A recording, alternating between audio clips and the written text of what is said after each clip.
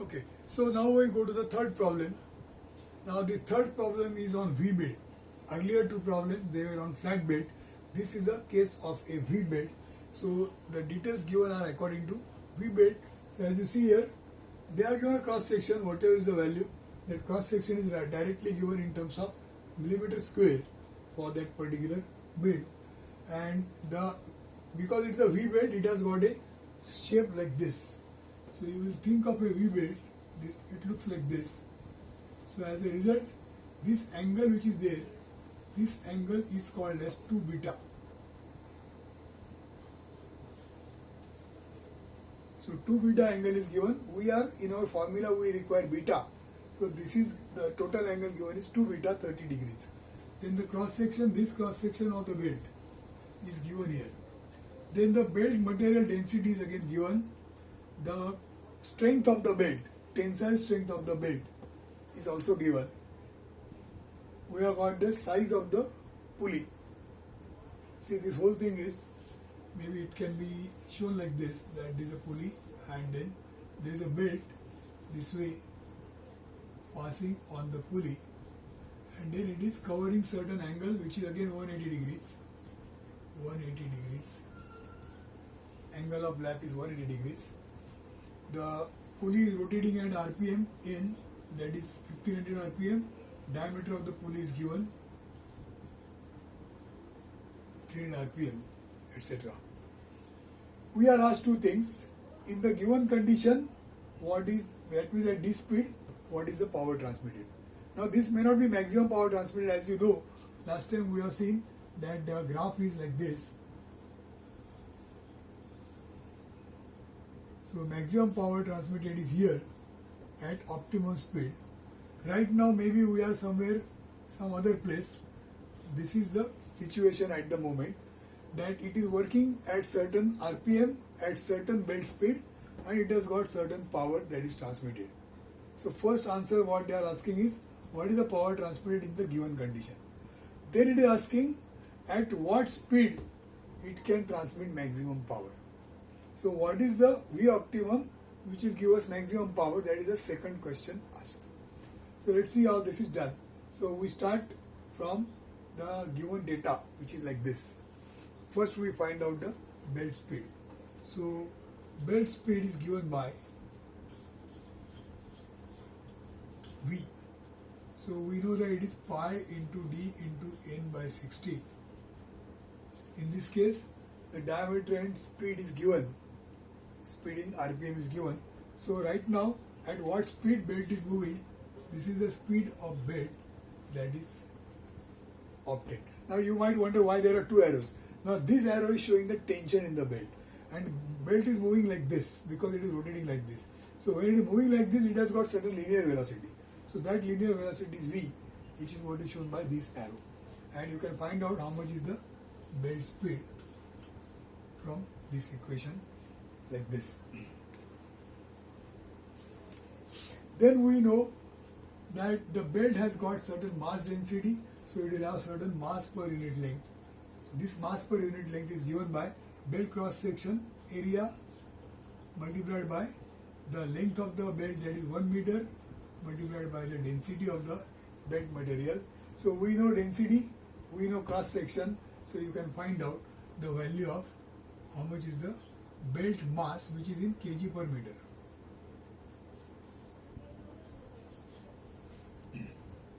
So we know the belt mass, we know at what speed it is going to move. So now we'll find out the centrifugal tension Tc. Tc is equal to mass into velocity square. So you can find out that in this particular situation, what is the centrifugal tension that is existing in the system, in the belt drive system. M into V square will give you the centrifugal tension.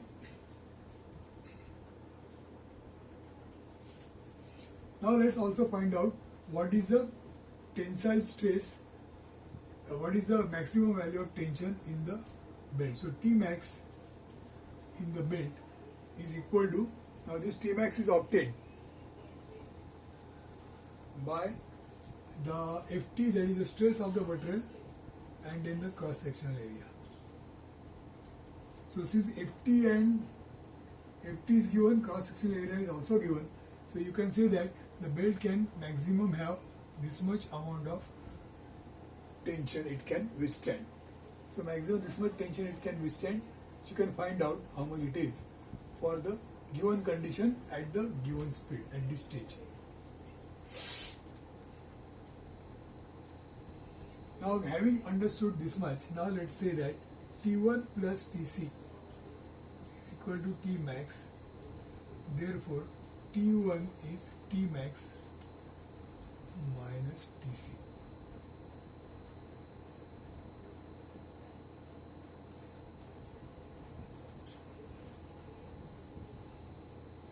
So what is the tension in the tight side T1 that you can obtain by taking the difference of maximum tension minus centrifugal tension.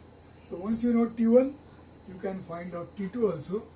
I'll write down here, since T1 upon T2 is e raised to mu theta, find T2, because e raised to mu theta, mu and theta both are given. You can find out the ratio, and T1 is known, so that you can find out T2. And once you know this, now the next job is the power transmitted. So at this velocity, at this velocity, now this is here. What is the power transmitted? That is T1 minus T2 into V in watts.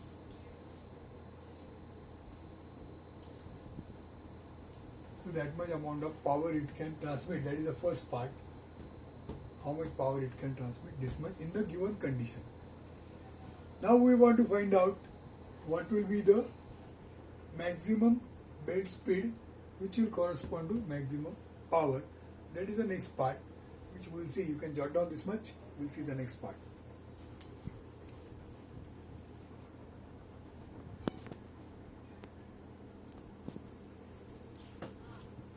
Okay, so we have found out the power transmitted in the given situation. Now we are asked to find out what is going to be the optimum speed which will correspond to, or which will give maximum power transmitted. So we start like this. First we are going to say that Tc, that is the centrifugal tension, is going to be Tmax upon 3 at maximum power condition. That means at this situation, if the belt is running at this situation, which is what we want to know, in that situation, the centrifugal tension is going to be different than what was calculated earlier for this speed. For this speed it will be different, and how much it will be? It comes out to be exactly 1/3 of the maximum tension. Now in our case, Tmax is already known, so you can find out how much is the tension, centrifugal tension in the optimum situation. So we know what is Tc. After we know Tc, now it is possible for us to find out the velocity, because we know that since Tc is equal to mv square, right now it is m into v optimum square. Therefore, since mass you know, you can find out, mass is given, and Tc is also known, so you can find out very easily. V optimum is equal to this much meters per second.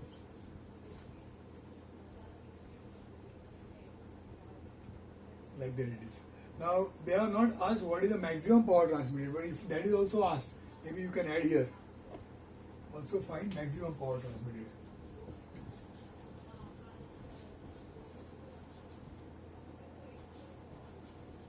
Let me this also suppose it is asked. Then what we do is, since we know V optimum, we require P max is T1 minus T2 into V optimum. Now you need to know the revised, the new values of T1 and T2. So those values you will obtain from making use of this Tc, new value of Tc. So since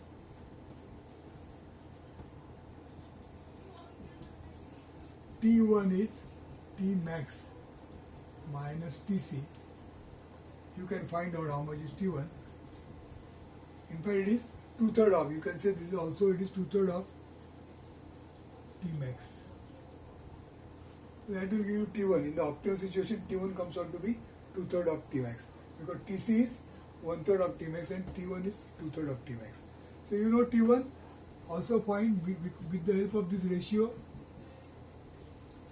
find T2, and after you know both of them, you can come here T1 minus T2 into V optimum.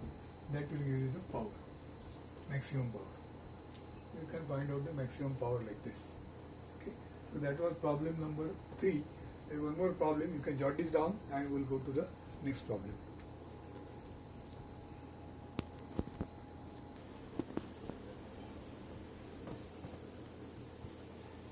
Okay, so the data of the fourth problem is here. So in this case again there is a V belt, and this V belt is transmitting some 500 watts, diameter of the pulley, speed of the pulley is given, angle of lap is given 160 degrees. This is a V belt, so the angle of groove is given 45 degrees. Coefficient of friction is given. Mass of the belt per unit length is given. Last time this was calculated. We have calculated this based on the density and cross section. Now here it is ready-made given how much is the mass per unit length, so much kgs per unit length.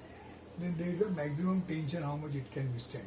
Even this also last time was found out by making use of the belt stress, capacity of the belt, tensile stress of the belt, multiplied that by cross section of the belt. So that had given us what is the maximum tension, how much is maximum tension it can withstand.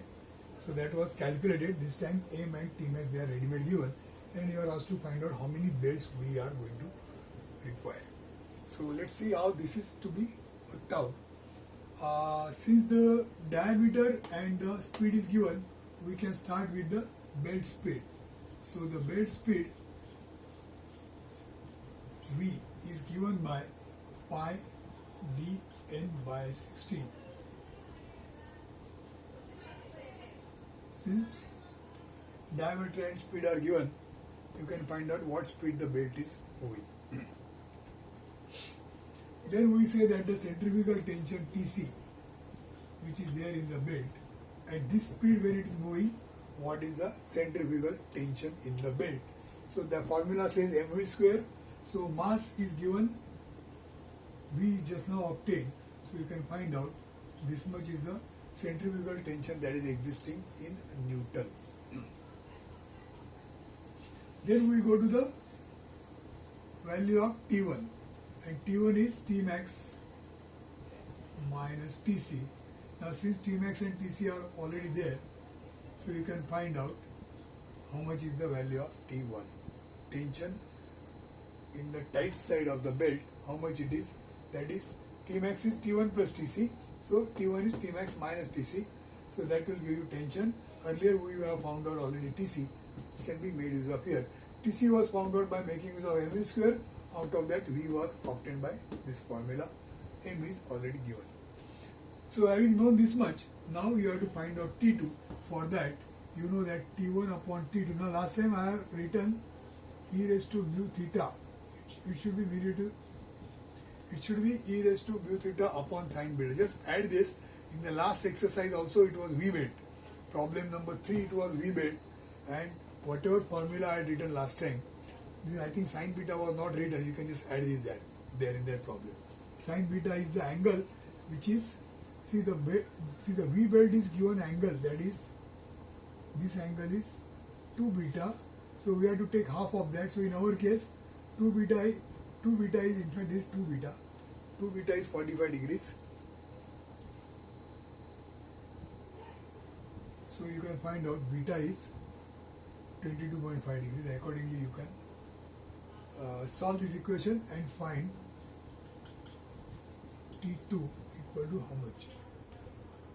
So at this stage we know T1 and T2, so that you can find out power transmitted is equal to T1 minus T2 into the velocity, and this is now possible to obtain because T1, T2 and V will give you how much is the power it is transmitting per, this power transmitted is per belt. That means one belt how much power it can transmit is this much. But you will see that it is supposed to transmit 500 watts. Now if this comes out to 500 watts, fine, because one belt can transmit this power 500 watts. But the answer what you are going to get is much less than 500 watts. So you require more belts because this is a power which one belt can transmit. So the number of belts is given by power needs to be transmitted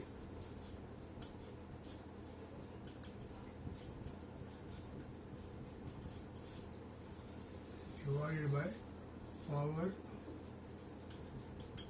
transmitted by one belt. So power transmitted by one belt is already found out, and how much you want to transmit is 500. So this will be 500 upon this answer, whatever answer per belt you have got. So that will give you how much number of belts, how many number of belts you require. So that will give you the number of belts in this problem for V belt. Please make a note, I am repeating last problem, problem number 3. The formula for T1 upon T2 is equal to e raised to mu theta upon sin beta. The sin beta was missing, I have not written that. Just add that in the earlier problem. So this way you can find out the value of number of belts. So we have solved 4 problems. The problems are more or less similar. Certain things are given, the remaining things you can find out. The methodology of the problem always goes like this. Only you have to remember that there are 2 situations. One is the general situation and one is the special situation. Special situation is the one which is where we are talking about the optimum situation. So this is the optimum velocity and this is the maximum power transmitted. So this happens as a special case. Otherwise we are working somewhere here. If the description says that we are working at this place, that means our system is working at optimum velocity and it is transmitting maximum power, then this is a situation, and this is a very peculiar situation because certain parameters are fixed. So in this particular situation we have already seen that T1 another T max upon 3 gives us Tc, and 2/3 of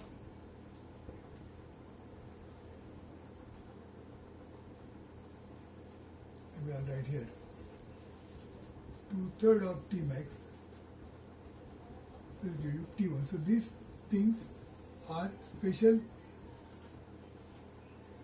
if you are working at optimum, and then accordingly this can be made use of in certain situations, not here. Wherever it is asked that it is optimum condition, then you can make use of this special formula and get the different answers. Okay? Otherwise these straightforward problems which are there in this case for this belt drives topic. Okay? We'll come to the end of this topic. We'll start the next topic from the next session. Thank you.